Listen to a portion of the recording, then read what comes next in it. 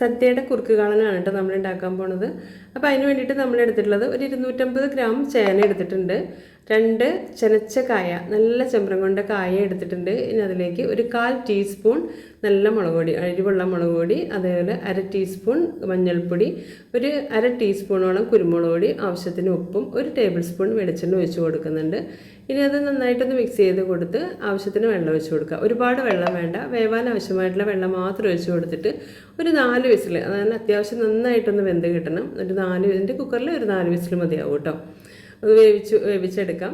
അതിനുശേഷം നമ്മൾക്ക് തേങ്ങ എടുക്കണം. അപ്പോൾ ഞാനിതിലേക്ക് ഒരു 1.5 മുറി നാളികേരം എടുത്തിട്ടുണ്ട്. അതിലേക്ക് ഒരു 1/2 ടീസ്പൂൺ ജീരകം, നല്ല ജീരകം, ഒരു 4 പച്ചമുളക്, അതേപോലെ തന്നെ കുറച്ച് കറിവേപ്പിലയും കൂടി ഇട്ടിട്ട് തൈര് ഒഴിച്ചിട്ട് നന്നായിട്ടൊന്ന് അടിച്ചെടുക്കാം കേട്ടോ. അപ്പോൾ ഈ കുപ്പിയിൽ വരുന്ന തൈരിനുണ്ടല്ലോ അത്യാവശ്യം നല്ല പുളിയുണ്ട് കേട്ടോ. അപ്പോൾ അതുകൊണ്ട് അതൊരു ബോട്ടിൽ ഞാൻ യൂസ് ചെയ്യാറുണ്ട്. അത് കൂടാതെ പുളിയില്ലാത്ത ഒരു 1/4 ലിറ്ററോളം തൈര് വേറെ യൂസ് ചെയ്യാറുണ്ട്. അപ്പോൾ ഒരു 4 വിസിലൊക്കെ വന്നപ്പോൾ നമ്മൾ ഓഫ് ചെയ്ത് കൊടുത്തിട്ടുണ്ടായിരുന്നു. കംപ്ലീറ്റ് എയറും പോയതിന് ശേഷം തുറന്ന് നോക്കുമ്പോൾ നന്നായിട്ട് വെന്തിട്ടുണ്ട് കേട്ടോ. ഇനി നമ്മുടെ കയ്യിലൊക്കെ വെച്ചിട്ട് നന്നായിട്ടൊന്ന് ഉടച്ചു കൊടുക്കുന്നുണ്ട്. ഇത് നമ്മൾ കുക്കറിൽ നിന്ന് ഒരു വൈഡായിട്ടുള്ള പാത്രത്തിലേക്ക് മാറ്റി കൊടുക്കുന്നുണ്ട്. വേറൊന്നുമല്ല, ഞാനിവിടെ വീഡിയോ എടുക്കുമ്പോൾ ക്ലിയറായിട്ട് കാണാൻ വേണ്ടിയിട്ടാണ്.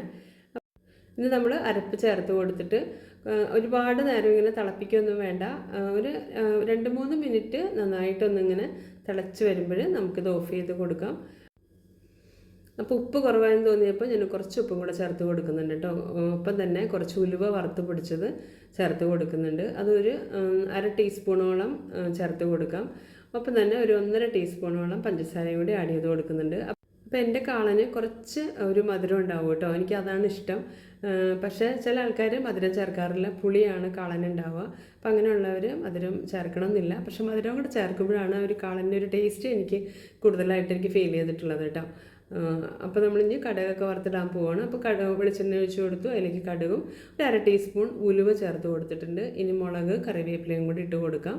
ഇനി നമുക്ക് വെളിച്ചെണ്ണയിലേക്ക് കുറച്ച് മഞ്ഞൾപ്പൊടിയും കൂടി ആഡ് ചെയ്ത് കൊടുക്കാം കേട്ടോ. അപ്പോൾ ഒരു കളറൊക്കെ കിട്ടാനായിട്ട് നല്ലതാണ്. ഇനി നമ്മൾ 1 ടേബിൾ സ്പൂൺ നെയ്യ് ചേർത്ത് കൊടുക്കാം. അപ്പോൾ അത് കാളനിലേക്ക് ഞാൻ എപ്പോഴും ഇങ്ങനെ ചെയ്യാറുണ്ട് കേട്ടോ. ലാസ്റ്റ് നമ്മൾ 1 ടേബിൾ സ്പൂൺ നെയ്യും കൂടെ ആഡ് ചെയ്തിട്ട് കാളനിലേക്ക് ഒഴിച്ച് കൊടുക്കാം. അപ്പോൾ ഒരു നല്ല സ്മെല്ലും നല്ലൊരു ഫ്ലേവറൊക്കെ കിട്ടും കേട്ടോ. അങ്ങനെ നമ്മളുടെ ടേസ്റ്റി ആയിട്ടുള്ള കാളൻ ഇവിടെ റെഡി ആയിട്ടുണ്ട്. അപ്പോൾ ഒരുപാട് പേര് ചോദിച്ചിട്ടുണ്ടായിരുന്നു കേട്ടോ, കാളൻ്റെ റെസിപ്പി ഒന്ന് ഇടാമോ എന്ന്. അപ്പോൾ എല്ലാവരും ഒന്ന് ട്രൈ ചെയ്ത് നോക്കിയിട്ട് അഭിപ്രായം പറയണം കേട്ടോ. അപ്പോൾ ഇഷ്ടമായാലും ഒന്ന് സപ്പോർട്ട് ചെയ്യണേ.